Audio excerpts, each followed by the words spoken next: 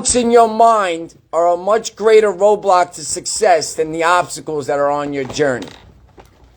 Or to what you were saying, like you don't have to chase what's already in you, so instead of like don't chase, embrace, just like embrace and lean into what's already there. Very instead good. of chasing out of desperation, which insinuates that it's always out of reach. Yeah, very good. I like that. Don't chase, embrace. So doubts in your mind are a much greater roadblock to success than obstacles on your journey. So you don't need to outwork the next man.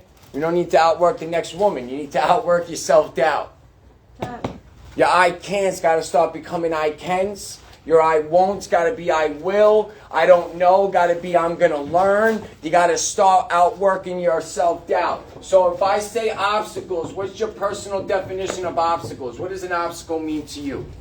Personal definition. I'm not a fucking English teacher, and I'm not quizzing you. What is your personal definition of an obstacle? What you got? Something in your way. Very good. Something in your way. Something you got to overcome. Something you got to overcome. Very good.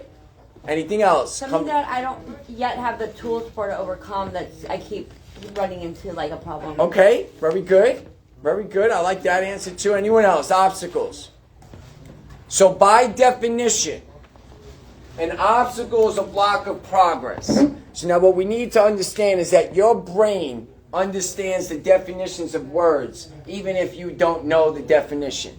What I mean is you've heard people use words in the context of sentences, where you know what the word means based on the sentence. So when we say obstacle, your brain registers that there's a block of progress, that there's something stopping you from being able to move forward, right? That's the worldly definition. The spiritual, to me, the definition of an obstacle, because when I read the Bible, it tells me that trials are part of life. So everyone can look at the obstacle as a trial, correct? So what God is telling me is that the trial is the path. But what the world is telling me is that the obstacle is stopping me from going where I want to go. So if you think about it, when we hit an obstacle, if we're going up a mountain and there's something here in an obstacle, the top of the mountain is still at the top of the mountain even though you got this obstacle. But how many times did I think that this obstacle took away the top of the mountain? So I would stop at the obstacle.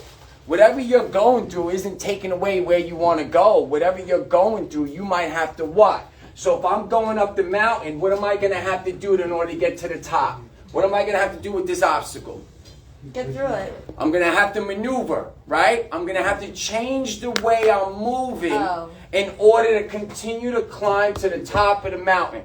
So don't go through it, go around it. Whatever you have to do. So the obstacle that you're going through isn't preventing you from going where you want to go. The obstacle that you're going through, God is trying to reinvent you. Think about it. When you're dealing with something, you have to change the way you're thinking. You got to change the way you're moving. You might have to change your plan a little bit. So it's making you what? Reinvent yourself. Is the world the same it was a year ago? Is the world the same it was 5 years ago? Is the world going to be the same a year from now, 5 years from now? No. So what does that mean? The world is always changing. So what God is trying to do for us, you can't walk this one way for the rest of your life. I'm sorry. You're going to have to reinvent your recovery walk. You're going to have to reinvent yourself as you go through life. Why? Because the top of one mountain becomes the bottom of a bigger mountain. God's going to get you to the top of one mountain. He's going to let you enjoy the view. It's called the harvest season. And then after that, he's going to have you start climbing again. So what we have to understand is that these obstacles ain't stopping you.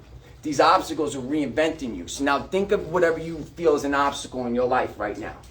What do you have to change about yourself in order to keep going? Maybe we're not changing anything, and that's why the obstacle is making us think that this doesn't exist anymore. There's something you have to change when you're going through an obstacle.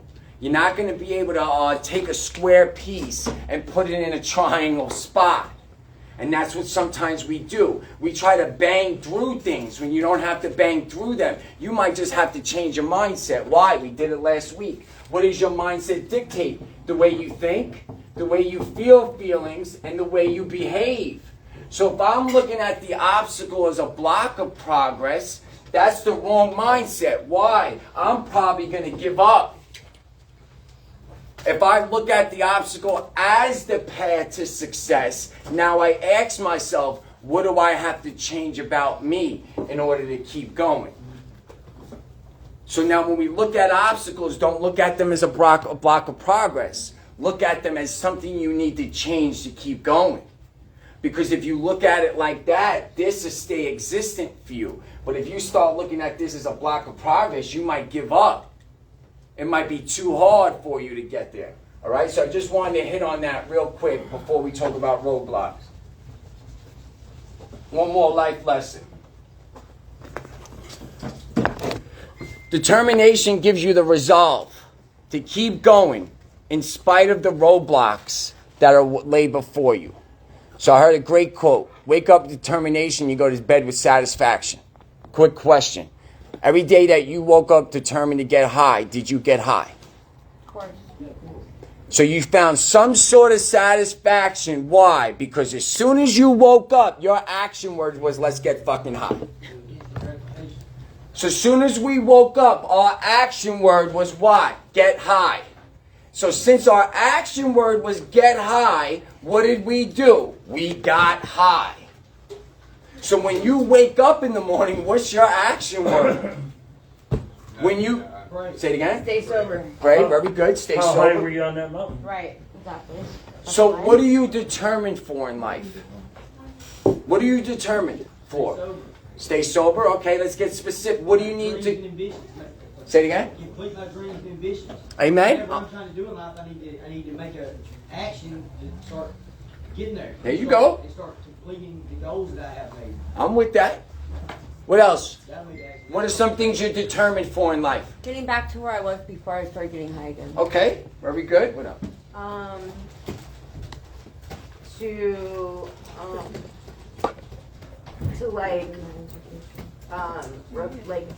To continue gaining emotional intelligence. Good. Anybody else? Something you're determined for in life? You have your hand up? Yeah, further my education. Good. Very good. The reason being, determination is where you want to end up. That's the result, right? So once we know what we're determined for, what are the steps you need to take in order to get that result to become reality? Because our results do not, listen, your dreams will not become reality until your faith and your action meet. This is what I mean. You want your dreams to become reality? Here's a quick little formula for you, right? Your actions and your beliefs need to meet in order for your dreams to become reality. Right now, your dream might be a wish. It might just be something you're thinking about, but not actually putting into practice. For those of us that are Christians, we believe faith without works is dead, right? So in order for our relationship with Jesus to flourish, which is now my dream, my reality is that book. Now that my reality is that book, my faith and my actions need to meet. I can't be someone that talks Gucci, but behind the scenes I'm not doing the right thing. That does not work. Whatsoever, whatever's done in the dark comes into the light. That goes for good and bad. Think you getting away with something? How many times did I think I was getting away with shit? How much did I get away with? Dick. How about that? Not a damn thing. I'm probably still getting hit with things that I've done in the past that I don't even know about. So what I'm saying is, actions and beliefs need to meet. So what does that look like? What that means is, look, when you fail, that's an action, right? When we fail, you must not stop believing. Accountability. So what that means is you need to learn from your failure and believe that your dream can be accomplished by learning from your failure. So when your failure and your belief that this can be accomplished, when you fail, this becomes success. Right? Why does it become success? Because now when these two meet, this could become a reality. If you can't succeed from failure, your dream is going to stay a wish. And what you now need is a genie in a bottle. Appreciate it. You now need a genie in a bottle in order for your dreams to become reality. When we wish for things, do you know what you're saying? That you can't accomplish it. You know why people wish to hit the lotto? Because they don't think they can make money like that. I wish my parents were alive today to see this version of their son. They never got to see this version of their son. I wish they were alive. Why? Because I can't have it, so I wish for it. So are you wishing for recovery, or are you going to make it happen? You wishing you could be like the next person? You wishing you could have what the next person has? Are you wishing for it? Or are you going to have actions and beliefs that make you show that you could get it? Because in active addiction, we had this. Active addiction, when I went into the store to boost, I had this. I was going in, I was taking it. I had belief. When I walked into Walmart, my action matched my belief. I walked out with all the things. So when we were in active addiction, your actions and your beliefs met. Your belief was that you were worthless. Your belief that was you're a piece of shit. Your belief that was you're a drug addict. Your belief was that you were an alcoholic. So what happened? Your actions matched that belief. So what is your belief today? And are these matching this right now? So if you believe you could do this, are your actions showing you that? Because if not, you're about to give up on yourself. If not, your self-confidence is going through the floor. If not, your self-esteem is going through the floor. If you're believing but you're not acting to match your belief, you're about to give up on yourself. You're talking really negative to yourself right now. You're feeling really hopeless right now. The demons believe in God. Okay, cool, you believe in Jesus. Dope, I'm happy for you. But does this show that you believe in Jesus? Because if this doesn't show, you're no different than the demon. What's the difference between me and a demon? I stay obedient to the book. That's the only difference between me and a demon. Because we both believe in Jesus. Read scripture. Who were the first people that knew who Jesus was? The demons. And what did Jesus tell them? Shut your mouth, it ain't time yet. So whatever you believe in, it doesn't have to be Jesus, but whatever you believe in, does this match? If you believe in the NA and the AA program, does this match your beliefs? Are you talking to your sponsor? Are you practicing the steps? What are you doing? Because if these don't meet, this will never be a reality for you. Ever. You'll have this, and then you'll give up on this because you're not feeling it with this. That's why I'm always asking action words. I'm very big on my movements throughout the day. I'm paying attention to myself throughout the day. Do my actions match my belief? If not, then I got to stop these. Period. So you got to check yourself before you wreck yourself. But how much are we checking ourselves throughout the day?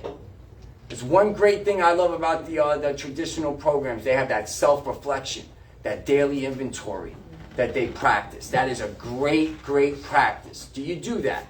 Do you have a daily inventory? Are you checking your movements? Are you seeing if these two match? Because if they don't, we need them to start matching. All right? So we'll keep it going. Any questions so far? All right.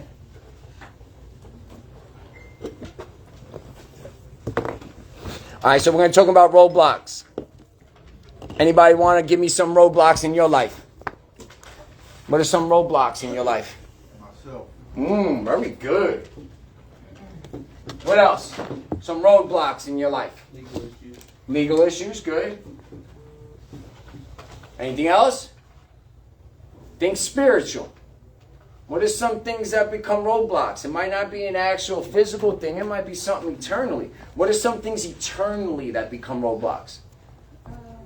Comparison to others and unresolved problems. Comparison, 100%. Definitely spelled it wrong. Your self-esteem. Say it again. Your self-esteem. Self-esteem, 100%. Your relationship with God. Relationships, God, people, good. Anything else? How about this? Fear. How about doubt? How about worry? These are all roadblocks. So sometimes we think roadblock could be staff. Sometimes we think roadblocks could be the people around us. Sometimes we think the roadblocks is coming from the world, which they are. But do you know which ones really stop us? The ones that come from within. Why? How many roadblocks stopped you from getting high? Did that judge stop you from getting high? Did your family stop you from getting high? Did anything in the world stop you from fucking getting high? Handcuffs. That didn't even stop me. I got higher in jail than I did on the street. So what I'm saying is, what's stopping you today? What is a roadblock in your life today?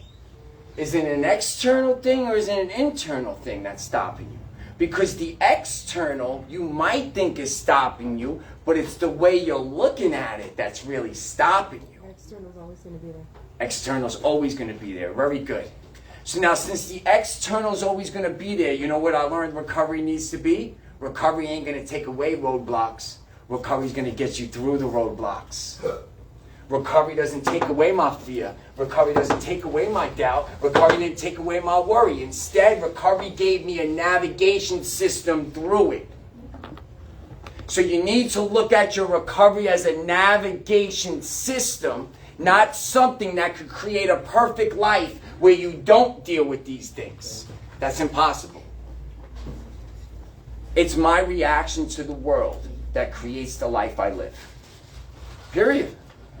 It's how I react to the things that, so you know what that meant I had to do, which sucked in the beginning? I had to take the high road on a lot of shit in order to have peace in my life, in order to have joy. I had to have my ego get hit and let somebody else think they were better than me and let somebody say something to me, and I usually don't let them do, so I could keep my peace.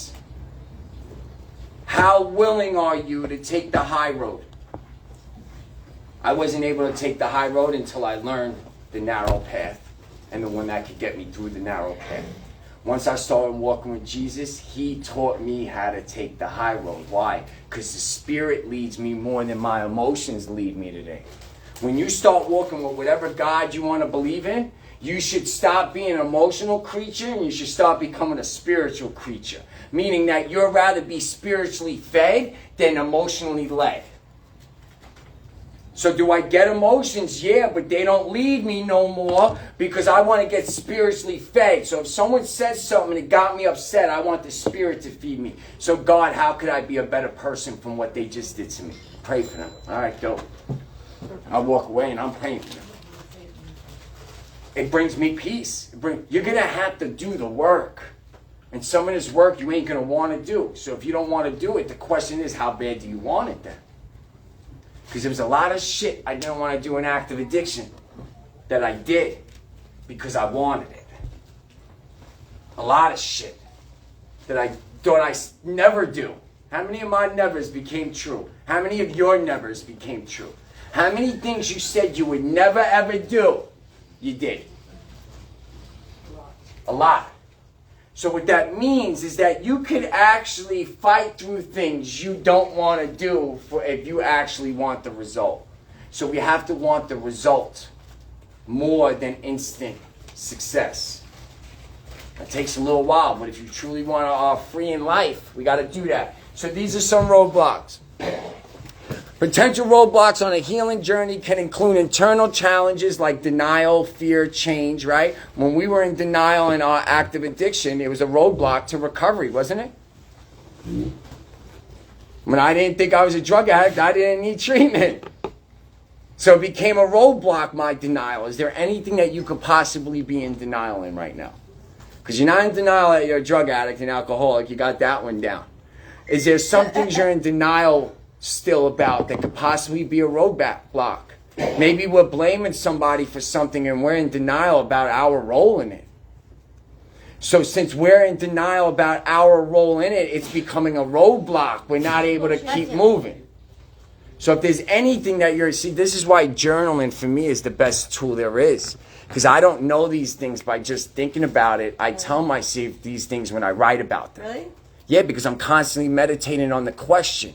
And when I'm meditating on the question, I'm constantly writing according to that question. And there's no distractions of the world. There's not your opinion. I'm not trying to respond to you. I'm by myself, with myself, for myself.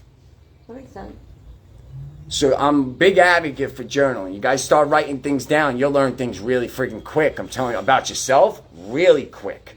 Because your ego sometimes can't take control of you when you're writing. Because your subconscious becomes conscious when you write. That's the best description I've ever heard about journaling. So when you're writing, tell me if you could identify. Anyone ever write a few words, stop, think, finish the sentence, and actually have a complete thought with substance? How good are you like that speaking to people though? Might not be the same. Why? Because you're in a conscious state with another conscious mind. You're not in a conscious state with your own conscious mind. So there's distractions that come from other people. So when you could sit with yourself and write, you will learn a lot about yourself. All right? And you can't write as fast as you think. So if you're an overthinker like me, writing is the perfect thing for you, because once you start writing, you can't write as fast as your mind goes. So writing actually slows your mind down. That's why I really use it, because I'm an over... Doesn't work for you? I'll lose track of what I'm trying to even completely lose track of, like, whatever it is I'm trying to say. Okay. Like, I'm trying to write shit down. It What? doesn't work at all. It'll get Are better. you paying attention to what you're writing, or are you paying attention to what's in your mind? I start paying attention to what I'm writing, so now my mind focuses on that one idea that I'm writing about. With me, I'm trying not to lose the thought. That might be what it is. Before But see, I that's get what it to the is. face. That's what it is. You're supposed to lose the thoughts. That's why we're writing. We're trying to get our mind to a specific thought. So once you try this, once you start writing, let's say you're writing the red house, stay on the red house. Keep writing about the red house. When the other thoughts coming in, just keep writing about the red house. It'll slow your mind down. It's because you're trying to get all the thoughts out on paper. I don't try to do that. I try to get my thought on paper, and then I focus on the thought that I'm writing about, not the thoughts in my mind. Do you have memory issues? Not these days. I do. Okay? My problem is with stuff like that is if I'm trying to write it out, I can never get it all out before I forget where the hell I was going to begin with. But that's not the purpose of the writing sometimes. The purpose of the writing is free writing.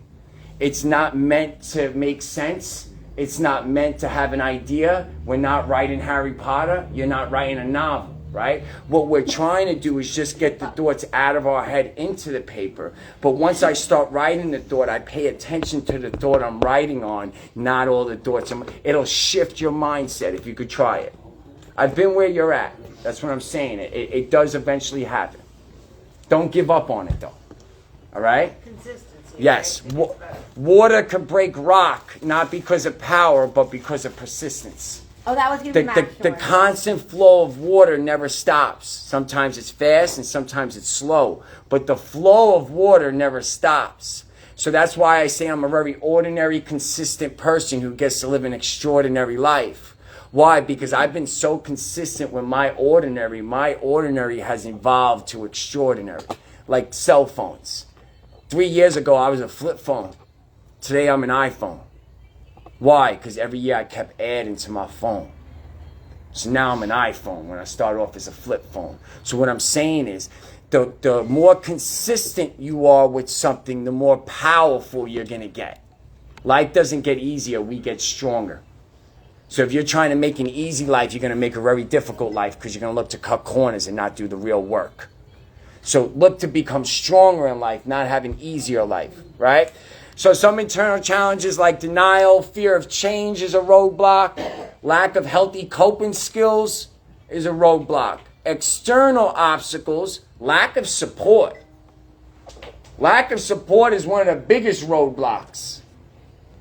Because look, let's look at the, I took it off. Let's look at the mountain. I agree with that. Right? Let's look at the mountain. Let's say I hit that obstacle, but someone's took the path before me and they know how to get around that obstacle. I could go get them to teach me how to get past that obstacle. So when you are actually going through something, the roadblock, you need a support system to get you through these roadblocks.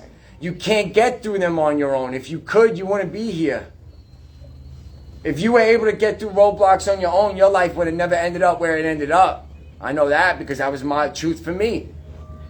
I thought I could do it on my own. I'm a street kid. Don't show your weakness. They can eat your fucking food. Right. Better not tell people what your house looks like. You better not say none of that shit. Right. Make your money, rock this shit, protect your pocket. That was it. That was my life. So what I'm saying is you need a support team. So do you have a team? If you don't have a team, you need to start building a team. And I'll just give you my suggestion. Build a team that's strong. Build a team that is strong where you are weak. Don't build a team of people who look and sound and act just like you do. Right. That's not a good team. 100%. Your team needs to complement who you are, meaning they need to be strong where you're weak. So if you have a problem with change, find someone who's changed some things in their lives and put them on your team. If you have a problem with sharing, find someone who's good at sharing and bring them on your team and ask them. I do nothing alone no more. Not a goddamn thing. Once I started seeing that people got wisdom and they got resources, it's like, oh shit. It's a little different than active addiction, but kind of the same. Active addiction, I use people. Recovery, I utilize people. Kind of the same concept. I don't do anything alone no more. Bible says get a multitude of counsel. So I listen to what the Bible tells me to do. Before you make choices, are you just making them based on emotion? Based on experience? Or we're making our choices based on wisdom by asking people before we go and do the big choices? I only talk to many people before I make a move on something, because everybody like gives me these ideas, or like just like with school, I talk to like everybody at work and all my friends that like walked that walk before me and were being successful in it, and then found out that I can get a California Promise Grant, 2 years of school for free, all these things that I would have never known if I would have just been like, hey, I want to go to school and sign up and do it. Yeah. You know, like Good. everything I do. It's a great example. Needs to be methodical. Yeah. It's a great example. So there's humility is asking for help. You want to practice humility, ask for help. You want to practice humility, tell someone you have no idea how to do this. Watch what God does for you when you practice that humility. Right. When you open up your heart and you're vulnerable, God will fill that heart up. The enemy also has people rocking on his side, so his people are going to come and get you, and that's God's test. God's testing your faith, because that's what he's always doing. Is your faith sincere? Is your faith true? What I mean is your faith based on feelings? When you feel good, you're doing the things you need to go do? Or is your faith based on truth? Listen, I don't need to feel like, I didn't want to be in work today. I didn't sleep at all. I'm going to be honest with you. I did not want to be here today. I wanted to call out. But my faith is true. My faith isn't based on my feelings. I don't know if God needs me to come here today because one of y'all are going to give me some wisdom that I need to get through my day. And I don't know if God sent me here to help one of y'all get through your day. My faith is not sincere. My faith is true. I don't just do this when I feel like doing it, because I'm going to be honest with you. I don't feel like doing this about 50% of the time. Grit is doing something that you need to do when you don't feel like doing it. I'm gritty. I don't know about you. We all gritty. A lot of us did things we didn't want to do in order to get what we wanted, right? That's the definition of grit. So we're gritty. So I could be gritty in my recovery just like I could be gritty in my active addiction. So I don't always feel like doing this. It just is what it is. But you know what? My feelings today doesn't stop me from the feelings I want to have 3 months from now, 6 months from now, 1 year from now. I could deal with shitty feelings today to have joy a month from now, to have the opportunity to have peace 6 months from now. Do you know the farmer? The Bible uses the farmer as an illustration. Do you know why the Bible uses the farmer as an illustration? Because a farmer does what? A farmer plants crops, right? After they plant the crops, they water the crops. The farmer does this in the hopes of what? The harvest. That's going to come what? Months later. So what the Bible is saying, we need to be like the farmer. You need to wake up and perform the duties necessary in order to make the harvest a possibility. So if we ain't waking up planting seeds, sowing seeds, watering seeds, you ain't got a harvest coming your way right now. I'm telling you that right now. But the farmer wakes up every day, consistent, and works hard. And the farmer ain't getting paid till 3 months from now. So that means what? A harvest needs time to develop. A harvest needs time to be able to come to you. So what duties are we performing consistently every day to make the fact that the harvest is now a possibility in your life? I'm cool with the possibility of things getting better than no possibility whatsoever. I don't need the guarantee it's going to get better. I don't need the guarantee. I just need the possibility. Why? My life was so dark. My life was so shitty. I hated myself so much that at that point I prayed to God, God, just give me the possibility, man. Just give me the possibility that the opportunity could be that I could get better, and I'll take the opportunity. I don't even need the guarantee, God. Just give me the opportunity, because right now I don't see no light, homie. Did you guys forget that time in your life? Am I the only one that had that moment in my life? I had that where moment. all I needed was just an opportunity? You got the fucking opportunity now. What are we doing with it? What are we doing with this opportunity? Do you need the guarantee? Good luck. Farmer doesn't have a guarantee. Farmer can't control the weather. The farmer can work as hard as he wants, as fast as he wants. That will not make the harvest come quicker. He has to wait for the harvest. Life's a waiting game. You're born, you're waiting to die. You call the drug dealer, you're waiting for the drugs. You take the drugs, you're waiting for the feeling. You meet someone, you're waiting to get together. You're waiting to have sex. You're waiting to get married. You're waiting to get kids. How are you playing the waiting game? Because that's what it is. Life is a waiting game. How are you playing it? Are we performing the duties every day while we're waiting? Or maybe because we're not getting it as quick as we want, maybe we're not performing all the duties we should be doing right now. Because I need a guarantee. You know how many times I got drugs and without the guarantee if it was good or not, but my ass still bought those drugs? Right now, you guys go out there and you got no guarantee if you get high, you will survive. No guarantee that if you get high, you will survive. Right. We'll still go out there and go get high, though. Without the guarantee that we will have our lives after we shoot this bag. So if you could do that with drugs, don't tell me you can't do it with this shit, though. And I come at you the way I come at you because your life is in my hands when I'm here. I don't come here to fucking play games with y'all. I come here to give you my heart. Your fucking life is worth it. You guys need to start paying attention to how worth your fucking life is, man. Amen. Right. If I did this anywhere, I'm not here for the money. I could make a seminar like this and charge $300 a head real quick. I'm not fucking here for money. I'm here for your heart. I'm here for your soul. Scripture says those who win his souls are wise. I'm trying to build treasure in heaven. Fuck money. That's right. Y'all know me. Some know me personally and how I am with money. I give my shit away. I made money on the block. I've had money. I've had chains. I have cars. I had apartments. That shit is for the birds. That shit got me nothing but jail, spiritual bankruptcy. I lost family members. I lost almost my life. For what? For the paper? Fuck that. I want peace. So what duties are we performing to have the opportunity? You can't get a job if you don't fill out a job application and hand it in. Facts. What's that?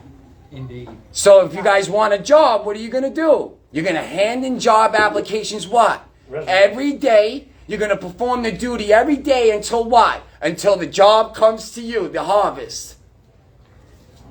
It's all in the book, man. You don't want to read the book, that's fine. I'll give it to you. But it's really all there. You don't have to figure it out. It's already been done.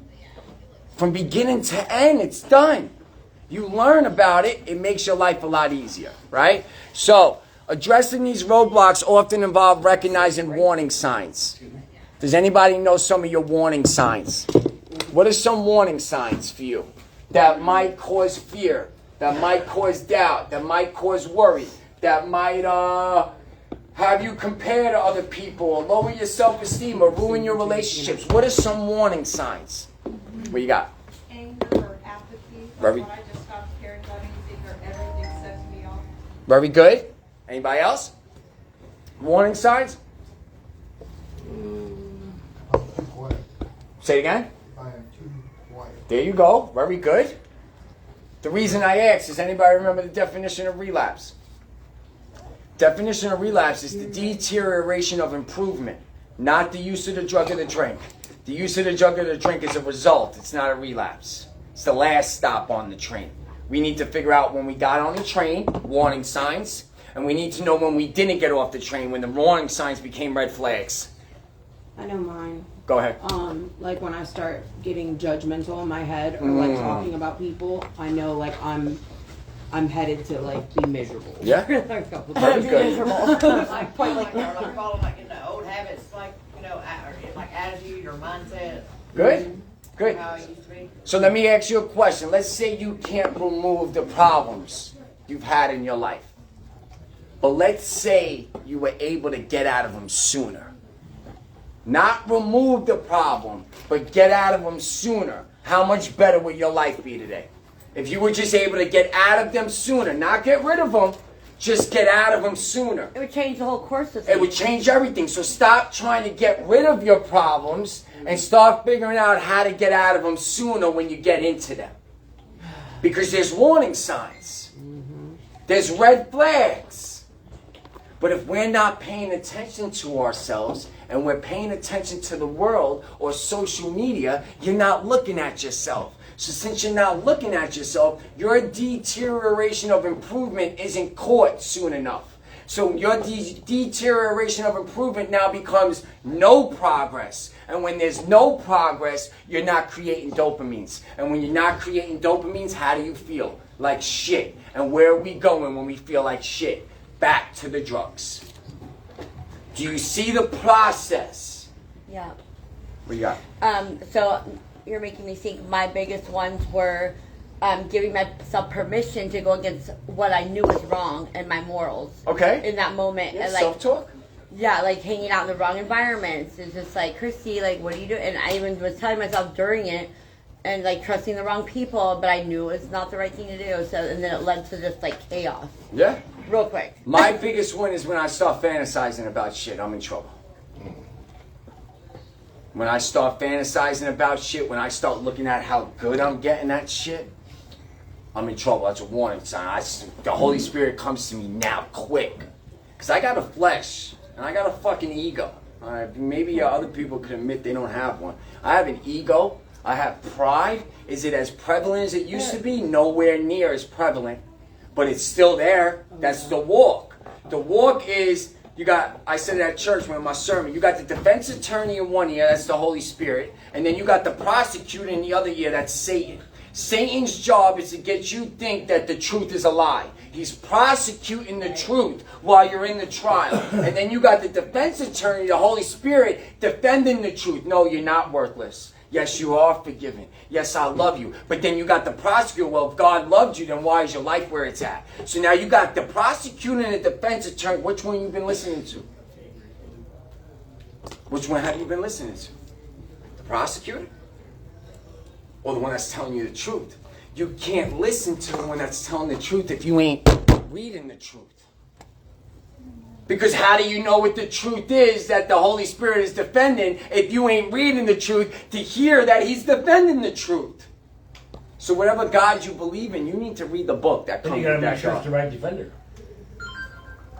Okay. Whatever God you believe in, there's a book that comes with that God.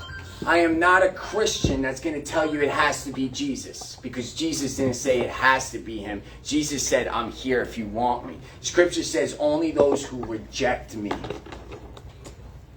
Only those who reject me. So that means He's available to everybody. He didn't say only the ones I don't choose. He didn't say that. He said the ones that don't reject me. So what that tells me is that Jesus ain't forcing Himself on nobody. So I don't force Jesus, but I am always going to promote. You need a spiritual walk. You choose what you want to choose, though.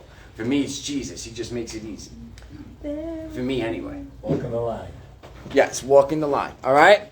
So, addressing these roadblocks often involve recognizing warning signs, building a strong support system, and developing effective coping mechanisms, which you guys are always learning in these groups.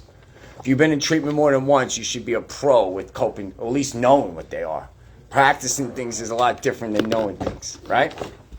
So let's do the internal roadblocks real quick. Denial. It's a common obstacle where individuals struggle to acknowledge their need for healing. That's basically what denial is, in my opinion anyway. Denial is us struggling to acknowledge that we need to heal from something. Makes sense. Fear of change. The prospect of change, especially in addiction recovery, can be daunting, leading to resistance. You guys agree or disagree? Say it again. Fear of change is a roadblock. The prospect of change, especially in addiction recovery, can be daunting, leading to resistance. Yeah. Why do you think that is? Because I agree, that's right, yeah. Because maybe you don't know like how to deal with the changes that are happening. Okay. Or like you've never dealt with them before, so it's like a learning. Good? Anybody else? So for me, Oh, because it brings up pain. yes, It brings pain. the fear of Emotion. it's okay. For me, it could be worse. I was afraid to change things about me because it could be worse for me. At least I'm comfortable in my shit right now. I know it. I'm being abused by people I know I'm getting abused by. Fear of change, the unknown could actually be worse than what I have. Yeah. My mind never looked at the unknown as better. My mind always looked at the unknown as worse. Me too. So I was always afraid to change because it's going to get worse. I never had the mindset, wait a second, unknown means it hasn't happened. Unknown means anything is possible. We make the unknown known with negativity rather than allowing the unknown to be open for anything. That's why I had a fear of change, because it could always be worse. So I'd rather hang out with these people, deal with these people, than leave these people and maybe go somewhere else and it'd be worse. So for me anyway, that's why our fear of change was a roadblock. Lack of healthy coping skills. Individuals may rely on unhealthy coping mechanisms like substance use to manage stress and emotions. So now that we don't have the substance, what are some good healthy coping skills you use now? Bible. Bible, okay, good. Anything else come to mind? Good healthy coping skills? Meditation. Meditation, good. 5, 4, 3, 2, 1. 5, 4, 3, 2, 1. 0. Anybody else? What are some coping skills you've learned that's been working for you right now? Walking, very good. I like that one. That's one of my favorite therapeutic walks. Calling someone who actually gives good counsel. Good. Helping my sponsor. There you go. Service, journaling, making a meeting, right? Instead of staying at home alone, or instead of taking a nap after groups when you're not tired, go for a walk. That's a better coping skill. We get really caught up. We're creatures of habit. You need to understand that. Human beings are creatures of habit. Once you start going with something, it's difficult. I would catch myself forcing myself to take a nap. Yeah. I'm not even tired. Forcing myself to take a nap. Why? Because it's been part of my routine. Yeah. So I had to break the routine. When I was tired, when I thought I needed a nap, I went for a walk. Or I called someone, yo, you want to go get something to eat?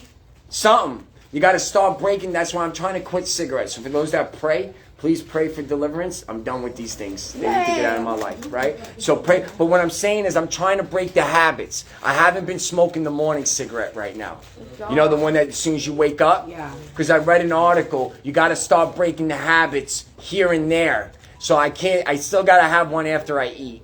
That's a difficult one right now. Yeah. All my drives are an hour plus. So I'm limiting it to one cigarette instead of 3, right? I'm tapering off basically, Good job. right? But what I'm saying is that's the same thing that we need to do right now. If you have some unhealthy habits that aren't necessarily unhealthy in the sense where it'll lead you back to using, but it's not helping your progress unhealthy, right? You got to start here and there, right? Like David and Goliath. Everyone was afraid of Goliath. Why? He was so big. You know what I was told by a mentor? He's like, you know what I think David thought? How could I miss? Look how big he is. How could I miss him? Addiction is Goliath. How could you miss hitting it if you woke up and didn't use today? You hit it. You came to group. You hit it. You dealt with something a little bit different. You hit it. Keep hitting your addiction. You ain't going to be able to knock it the fuck out. You're going to have to get it out. In order to get it out, you're going to have to hit it at times and throughout your day. Some parts of your day you might not be able to hit it. It might hit you. And now you counterpunch. Nobody goes into a fight and doesn't get hit. Believe it or not, my fight doesn't start until I got hit. Right. I was usually nervous before every fight until I got punched in my face. I wasn't nervous no more. So what I'm saying is when I got hit, that's when the fight really came at me. Fired you up. Right? So what I'm saying is when you're getting hit, is the fire coming out to hit back or are you running because you got hit? Counterpunch, right? Yeah. So let's just develop some healthy coping skills. Unrealistic expectations. Where we at? Being able to control other Get you people. every time. Right. 10 o'clock. All right, so I want to just show you guys my little formula. God was very good to me. He let me be a very logical person before he came and saved me, right? So look, stress. This is what I think causes stress, all right? Just my opinion. You got expectations on this side, right? And then we got reality on this side. What I believe stress is the gap between these two. For instance, whatever age you are, I'm pretty sure when you were a kid, you expected yourself to not be here. Right? 100%. You expected yourself maybe house, car, kids, family, job, right? Like the rest of us. So that was an expectation when you were a kid. Yeah. Compared to the reality of who you are right now. It's a big jump. If the expectations of who you think you should have been right now is bigger than the actual reality of who you are right now, that's what's causing your stress. Your shoulda, woulda, couldas. I'll do it with people. Let's say you're expecting someone to be trustworthy. And the reality is, they don't even trust themselves. Boom. That's going to cause a lot of stress between you and that person. You're expecting someone to be honest with you, and the reality is they ain't even honest with themselves. That's going to cause a lot of stress for you. So if you can now start closing the gap, make your reality closer to your expectation of who you think you should be right now. Close the gap right now. Nobody's saying that the expectations of owning your own business is out of reach, but maybe right now it doesn't compare to your reality of who you are. You got financial skills, you got time management skills, you got organizational skills. Do you have all these things ready? Because if not, then this is a big gap. For instance, people with 30 days have expectations to go back home, get the job, and get all the shit back. Reality is, they can't even hold 30 days right now, though. It's going to cause a lot of stress. I got to get back home. I got to go back to the things. I got to do all the things. But if the reality is, are you ready for it, though? Or are you ready for it because if we get it, it'll make us feel better?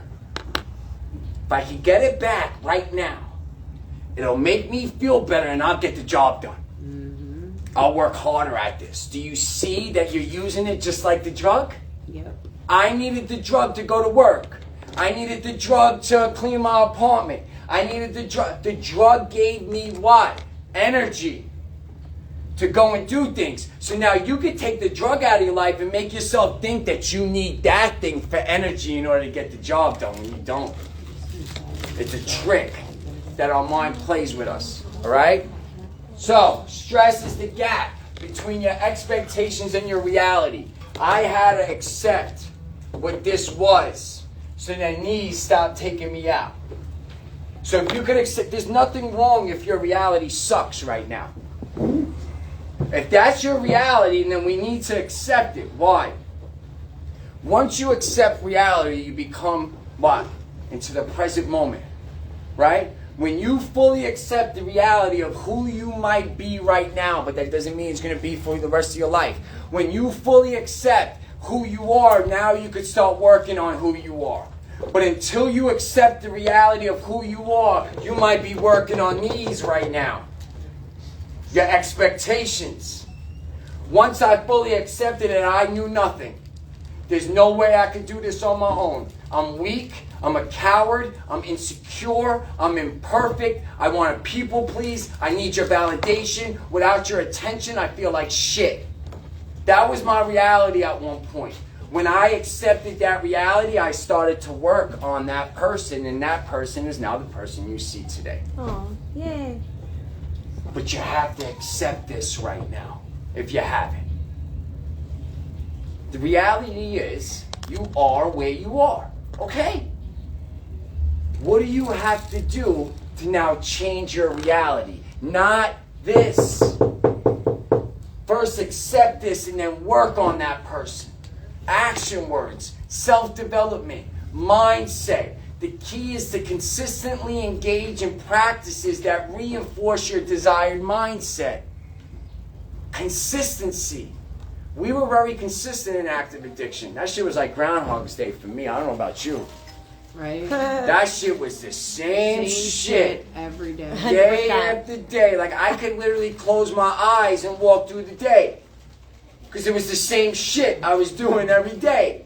4 a.m. wake up, methadone clinic by 5 a.m. Twisted at by 6 a.m. Getting my juice by 7 a.m. McDonald's by 9 a.m. Walmart by 11 a.m. Flacco's house by 3 p.m. Hopefully I'm alive by 6 a.m. the next day. Wow. And then it's all over. Wow. Because of that consistency, I was able to stay in active addiction for 20 years. Just because of that consistency. The reason I'm in recovery for 3.5 years is because I've been consistent with it.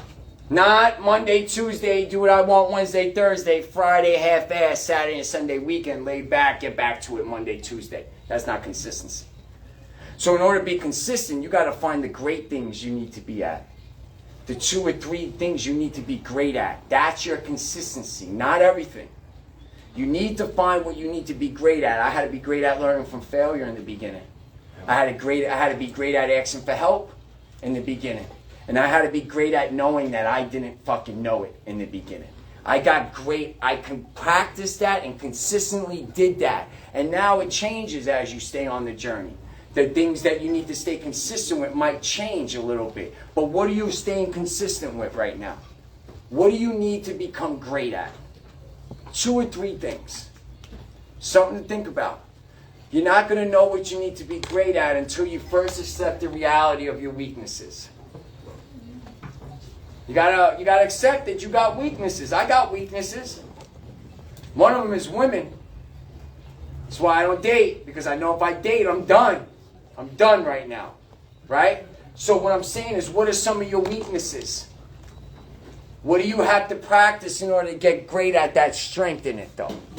Something to think about, all right? Procrastination is a huge roadblock. Delaying or avoiding necessary steps in the healing process can hinder progress. The magic that you're looking for is in the work that you're avoiding. The magic that you're looking for is in the work that you're avoiding. So if we are running from the work, you are hiding from the success. It's not that you can't get the success, you're hiding from it. Because if I don't come to work, I don't get paid. So I can't get mad at the end of the week when I'm broke. I hid from the money because I didn't show up to make the money. What money are you hiding from because you're not showing up for work? We all got something in our lives that right now we are avoiding. Every single one of us. I don't give a fuck who it is. What is it for you? How could you start attacking it? Who do you have to find to help you learn about it? Who do you need in your life to encourage you through it? Could seem monotonous, can seem like nothing. It's fine. Shit is everything for me. Everything. Having people in my life I could call to get advice and guidance. Have people in my life that I'm like, yo, listen, I ain't feeling myself. Yo, Mike, you got this, bro. You got this. You know what? Let's meet up. I got people like that in my life. You're going to have to find them. Hit meetings, hit the beach, go to different places, go to a church, find a Facebook group if you like to cook. Find a Facebook group that has open culinary things. Go to an open mic night if you're someone that writes poetry. Are you putting yourself in places to meet new people, or we just staying in the fucking recovery community? There's people outside our community that could fucking help you out. Step outside the recovery community and go somewhere else. Go somewhere else and meet some people that are doing different things. My life ain't all about fucking not doing drugs. I teach Jesus. I don't teach you how to stay off drugs. None of my groups really are ever of relapse prevention. None of my shit is the clinical CBT therapy, none of that. Y'all been with me for a minute. I'm not teaching y'all that. I'm teaching y'all how to change your mind. You don't need a former drug addict to help you how to work your mind. Your therapist could help you, and she might not even picked up a drug. Just saying. Something to think about. Step outside our community. There's so many great people out there. Nice people, dope people, loving people. We limit ourselves by only staying with ourselves. Me personally, my recovery came to a point where I was like, you know what? I'm not a drug addict, so I could put myself anywhere now. The day could come like that for you. All right? All right, negative self-talk, huge roadblock. It lowers your self-esteem, and negative self-perception can create self-doubt. Low self-esteem, negative self-perception of self, now self-doubt. Are you paying attention to how you're speaking to yourself? Are you listening to yourself? I say it all the time. Would you hang out with you? NF has this song. I listened to a lot of NF when I was in treatment. And he had a song that was just so profound. The line went like this. If you made a list of the top 5 people you trust, would you be on that list? And when I heard that song, I would not be on that list. Would you be on the list of your top 5 people that you could trust? If not, we need to start working on our trust to ourselves. Meaning we got to do what we say we're going to do. We got to stop giving up on ourselves in failure. We got to stop talking down to ourselves. You're not going to trust yourself if you're speaking to yourself in a way that's degrading. You're just not.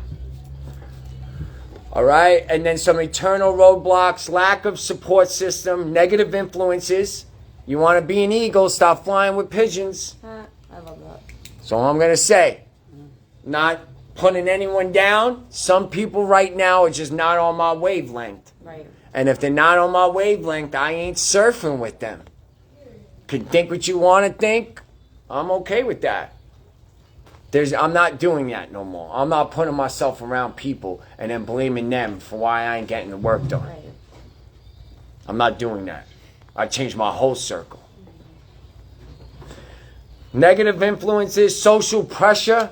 Sometimes you hang out with the wrong people and, they kind of pressure you into maybe condoning their shit. Maybe you don't do what they do, but you know what they're doing. A real friend ain't going to put you in a position to condone their bullshit. Right. If I'm going to get high, I'm getting high alone. I ain't bringing nobody with me. Right. I ain't doing that. So a real friend ain't going to put you in a position where you got to condone their bullshit. You guys are in a place right now where you might have to check people and be like, you know what? Right. I'm not rocking with you on that one. Right. I'm not putting myself... God is watching. You could think maybe he's not. The fear of God for me is that he's always watching me right now. God is not And watching. that is, I think, the only reason I've been able to be celibate for the last 6 months. Is because he's watching me. And I'll be truly honest with you. You know when I get hit with the most lust? After I'm done preaching a sermon. Of course.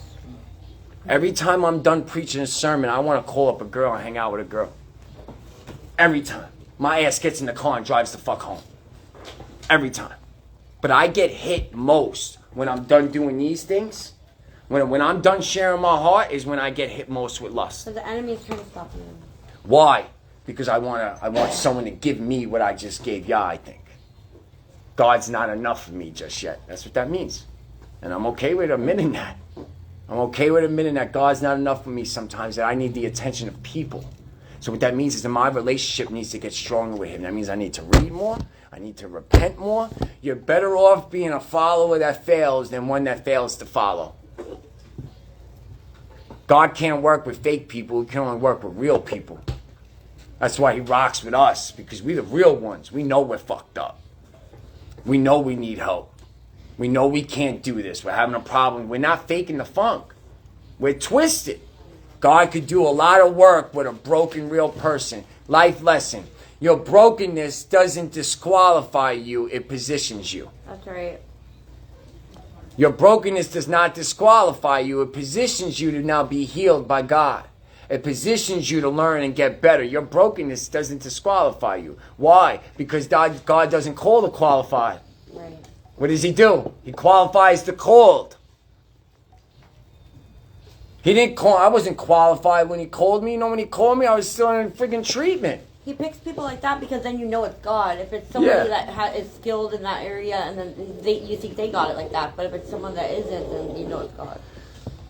So negative influences, social pressure, lack of access to resources. Ooh, that's good. This is a big one. How many times we get out of sober living and we stop hitting meetings and we stop talking to people. We stop using the resources that helped us get the things back, and we leave it alone, and now we have a lack of resources. I see so many people going back home just for the job.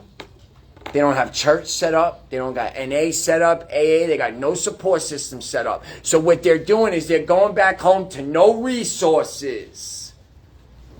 And since they got no resources, what's going to happen? It becomes a roadblock, because now they're going to go right back. You got to make sure that you are always having access to resources. How many drug dealers did you have in your phone? One? A lot. Or did you have a lot? You had a lot of access to resources and active addiction. So when you got hit with a roadblock in active addiction, did it stop you? No, because you had so many resources. Ways to make money. Ways to scheme. Drug dealers for credit. We had mad resources. Why would you get in recovery and not want resources? Getting boring for you? Getting monotonous? Consistency sometimes is boring. I'm going to be honest with you. I'd rather be boring with consistency than be excited without it and end up in jail. Right. Fuck yeah. Something to think about. Lack of that. So make sure you stay connected, basically, on this whole walk. Make sure that you have resources throughout this walk. Don't leave and go to another place and not have resources set up for you over there or wherever it is that you're going. Stigmas or roadblocks. Once an addict, always an addict. Roadblock. Lack of awareness. Roadblock. What time is it? All right, yeah, you guys are good. I don't want to start this next part until afterwards. All right, you guys can take a break.